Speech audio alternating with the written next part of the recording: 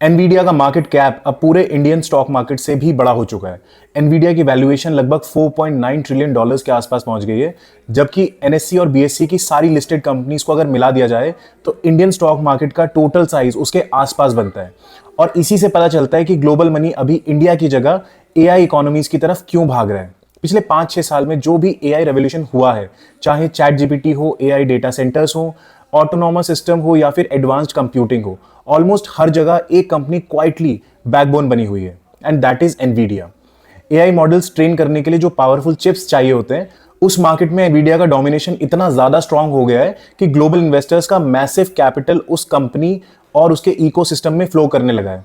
और यही एक बड़ा रीजन है कि एफआईआईज इंडिया में एग्रेसिवली पैसा नहीं डाल रहे हैं। बहुत सारे लोग सोच रहे हैं कि एफआईआईज इंडिया को अवॉइड कर रहे हैं because they think India is expensive, या फिर उन्हें इंडिया की फ्यूचर ग्रोथ पर डाउट है। बट रियलिटी में जब उनके खुद के मार्केट्स में एनवीडिया जैसी कंपनीज एक्स्ट्रा ऑर्डिनरी इनकम या रिटर्न जनरेट कर रही हैं, तो नेचुरली उनका कैपिटल वहीं पे कंसंट्रेटेड होगा। और सिर्फ यूएस ही नहीं, बल्कि ताइवान, साउथ कोरिया, चाइना जैसे मार्केट भी एआई और सेमीकंडक्टर बूम का मेजर बेनिफिट ले रहे हैं। ताइवान के पास टीएसएमसी है, कोरिया के पास सैमसंग है और एक्सके हिनिक्स है। यानी ग्लोबल कैपिटल अभी उन कंट्रीज की तरफ फ्लो कर रहा है जो एआई इंफ्रास्ट्रक्चर और चिप इकोसिस्टम का कोर पार्ट है। इंडिया में एआई इकोसिस्टम बिल्ड तो हो रहा है, लेकिन स्केल और इन्वेस्टमेंट इंटेंसिटी अभी कंपैरेटिवली थोड़ी छोटी है। इसीलिए एफआईआईज का focus currently AI linked markets पर ज्यादा है।